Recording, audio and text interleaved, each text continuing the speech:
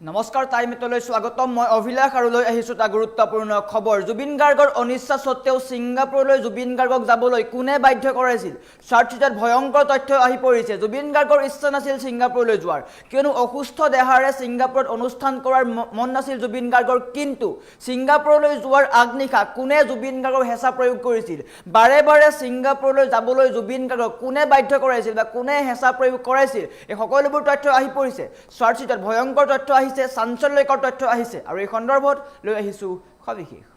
জনাই আছো star cement presence time at big breaking 12000 পৃষ্ঠাৰ চাৰ্জশিটত ভয়ংকৰ তথ্য চাঞ্চল্যকৰ তথ্য আহি পৰিছে জুবিন গাৰ্গ হত্যাকাণ্ডৰ চাৰ্জশিটত ভয়ংকৰ তথ্য আহি পৰিছে সিংগাপুৰলৈ জুবিন গাৰ্গ যাবলৈ মান্তি হোৱা নাছিল জুবিন গাৰ্গৰ অনিচ্ছা সত্ত্বেও সিংগাপুৰলৈ যাবলৈ কোনে বাধ্য কৰাইছিল জুবিন গাৰ্গক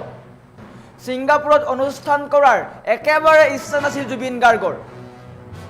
জুবিন গাৰ্গ অসুস্থ আছিল জুবিন গাৰ্গৰ মন নাছিল সিংগাপুৰলৈ যোৱাৰ কিন্তু কিয় কোনে বাধ্য কৰাইছিল জুবিন গাৰ্গক অসুস্থ দেহাৰে সিংগাপুৰত অনুষ্ঠান কৰাত অমান্তি হৈছিল জুবিন গাৰ্গ সিংগাপুৰলৈ যাবলৈ সকলোকে কৈছিল যে সিংগাপুৰলৈ নাযাওঁ কিন্তু কাৰ হেঁচাত পৰি জুবিন গাৰ্গ সিংগাপুৰলৈ যাবলৈ লৈছিল যাবলগীয়া হৈছিল সিংগাপুৰলৈ ডাঙৰ প্ৰশ্ন উত্থাপন হৈছে সিংগাপুৰ যাবলৈ সিদ্ধাৰ্থ শেখৰে বাৰে বাৰে জুবিন গাৰ্গক কৈ আছিল নেকি আৰু আটাইতকৈ সিংগাপুৰলৈ যোৱাৰ আগত তেওঁলোকে জুবিন গাৰ্গৰ কাষত আছিল আৰু সিদ্ধাৰ্থৰ সৈতে সেই বিষয়ত মতানৈক্যও হৈছিল নেকি বা মনোমালিন্য হৈছিল নেকি সেই বিষয়টো প্ৰশ্ন উত্থাপন হৈছে সিংগাপুৰলৈ জুবিন গাৰ্গক লৈ যোৱাৰ বাবে কিয় ইমান উঠি পৰি লাগিছিল সিদ্ধাৰ্থই বাৰে বাৰে জুবিন গাৰ্গক কৈ আছিল জুবিন গাৰ্গে ইচ্ছা প্ৰকাশ কৰা নাছিল কিন্তু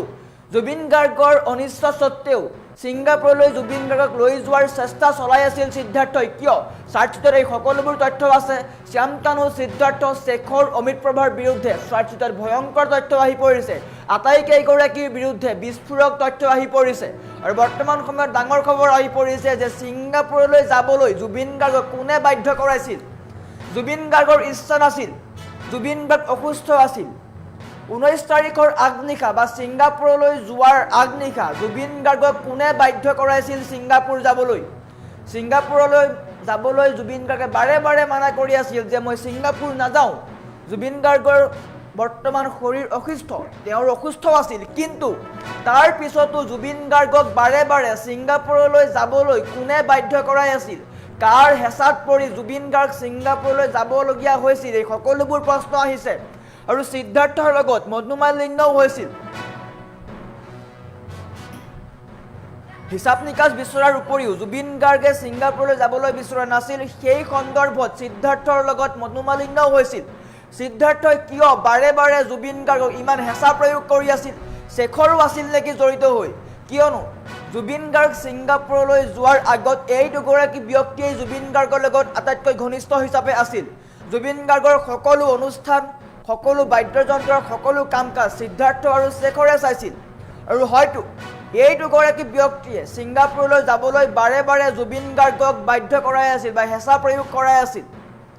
জুবিন গাৰ্গে স্পষ্টকৈ কৈছিল যে মই বৰ্তমান অসুস্থ হৈ আছোঁ মোৰ মন নাই জুবিন গাৰ্গে পোনপটীয়াকৈ কৈছিল সিদ্ধাৰ্থ শেখৰক যে মই সিংগাপুৰলৈ নাযাওঁ কিন্তু তাৰ পিছতো কিয় সিংগাপুৰলৈ লৈ যোৱা হৈছিল জুবিন গাৰ্গক কোনে বাধ্য কৰাইছিল ডাঙৰ প্ৰশ্ন উত্থাপন হৈছে কোনে জুবিন গাৰ্গক সিংগাপুৰলৈ লৈ যাবলৈ বাধ্য কৰাইছিল আৰু বৰ্তমান সময়ত সকলোবোৰ কথা আহি পৰিছে 12000 পৃষ্ঠাত ভয়ংকৰ তথ্য আহি পৰিছে এই সকলোবোৰ কথা আহি পৰিছে এওঁলোকে পৰিকল্পনা কৰিছিল যে সিংগাপুৰলৈ লৈ গৈ জুবিন গাৰ্গক হত্যা কৰা হ'ব আৰু জুবিন গাৰ্গে নাযাওঁ বুলি কোৱাৰ পিছতেই চিন্তাত পৰিছিল নেকি সিদ্ধাৰ্থ আৰু শেখৰ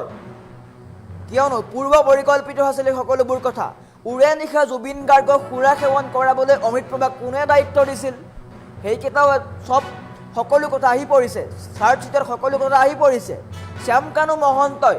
75 মিনিটৰ পিছতো কিয় জুবিন গাৰ্গক চিকিৎসা দিয়া নাছিল সেইবিলাক কথাও চাৰ্জশিটত আহি পৰিছে সকলো ৰহস্যৰ আৱৰ্তত বৰ্তমান চাৰ্জশিটৰ সকলো কথা আছে বিস্ফোৰক কথা আছে চাৰ্জশিটত আৰু চাৰ্জশিট দাখিল কৰাৰ পিছতেই ন কথা আহি পৰিছে জুবিন গাৰ্গ সিংগাপুৰলৈ যোৱাৰ বাবে অমান্তি হৈছিল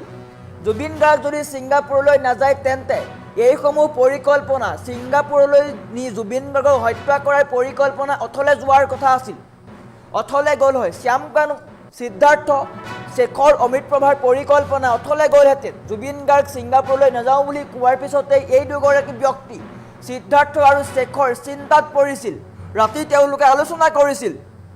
জুবিন গাৰ্গক কিবা নহয় কিবাকে হ'লেও ছিংগাপুৰলৈ নিব লাগিব ছিংগাপুৰলৈ যদি জুবিন গাৰ্গ নাযায় তেন্তে তেওঁলোকৰ পৰিকল্পনা বা তেওঁলোকৰ টকাৰ ক্ষেত্ৰতে হওক বা অন্য কোনো ক্ষেত্ৰতে হওক যি ক্ষেত্ৰত জুবিন গাৰ্গক হত্যা কৰাৰ পৰিকল্পনা কৰিছিল সেই সকলো পৰিকল্পনা অথলে যাব যাৰ কাৰণে জুবিন গাৰ্গক উৰে নিশা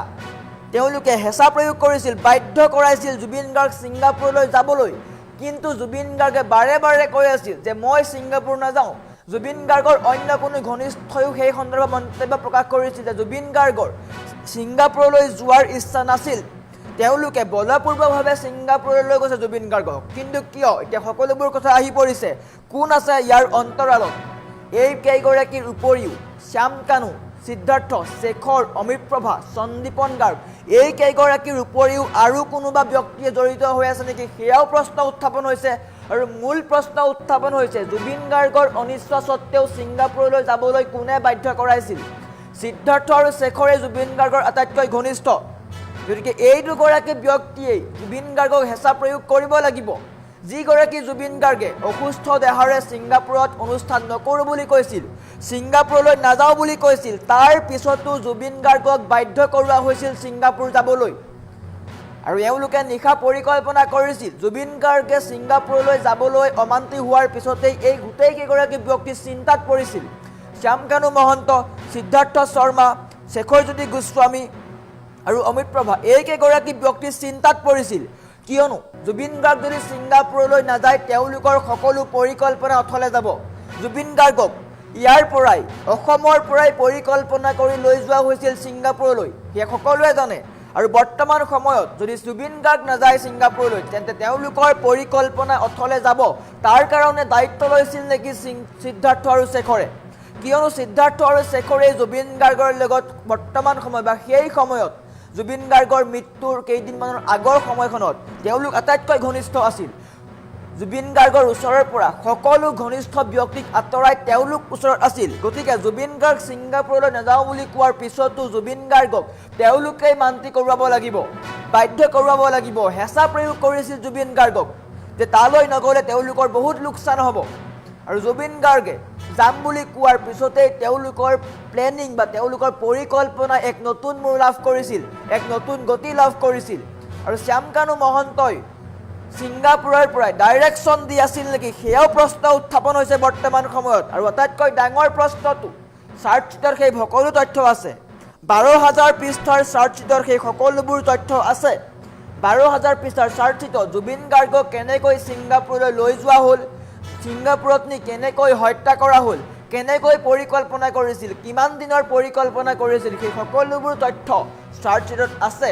আৰু বৰ্তমান সময়ত ডাঙৰ প্ৰশ্ন এটা উত্থাপন হৈ আহিছে জুবিন গাৰ্গৰ ছিংগাপুৰলৈ যোৱাৰ অনিচ্ছা আছিল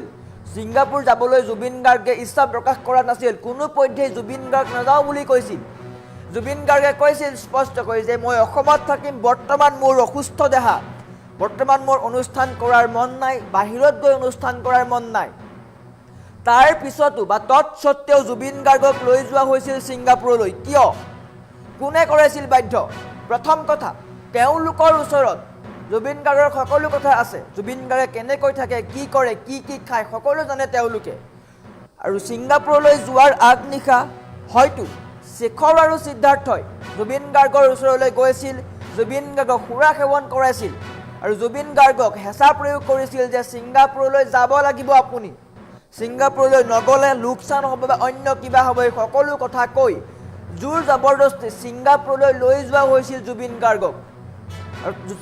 ছিংগাপুৰলৈ জুবিন গাৰ্গক লৈ গৈ কি কৰিলে সেই সকলোৱে জানে আৰু ৭৫ মিনিটতকৈও অধিক সময় জুবিন গাৰ্গ সাগৰৰ পাৰত পৰি আছিল সেয়াও স্পষ্ট হৈ পৰিছে বৰ্তমান সময়ত সকলো পৰিকল্পনা স্পষ্ট হৈ পৰিছে ছিংগাপুৰলৈ লৈ গৈ জুবিন গাৰ্গক কেনেকৈ কি কৰিলে সকলো কথা আহি পৰিছে বৰ্তমান সময়ত আটাইতকৈ দুখৰ খবৰটো জুবিন গাৰ্গক এওঁলোকে পৰিকল্পনা কৰি লৈ গৈছিল ৭৫ মিনিট ধৰি জুবিন গাৰ্গ সাগৰৰ পাৰত পৰি আছিল তাৰ পিছতো চিকিৎসা লাভ কৰা নাছিল শ্যাম কানু মহন্তই তাৰ পিছতো জুবিন গাৰ্গক চিকিৎসাৰ ব্যৱস্থা কৰা নাছিল কিয় এয়া পৰিকল্পিত হত্যাকাণ্ড নিশ্চয়কৈ মুখ্যমন্ত্ৰীয়ে এই কথা স্পষ্ট কৰিলে চাৰ্জশ্বিটতো সকলো কথা আছে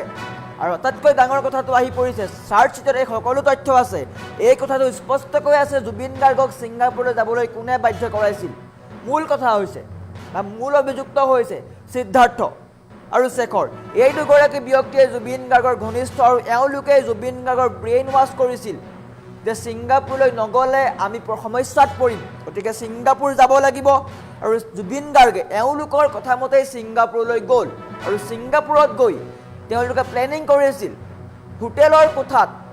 অমিত প্ৰভাৰ সৈতে জুবিন গাৰ্গক ৰাখিছিল আৰু অমিত প্ৰভাক দায়িত্ব দিছিল যে জুবিন গাৰ্গক উৰে নিশা সুৰা সেৱন কৰাবলৈ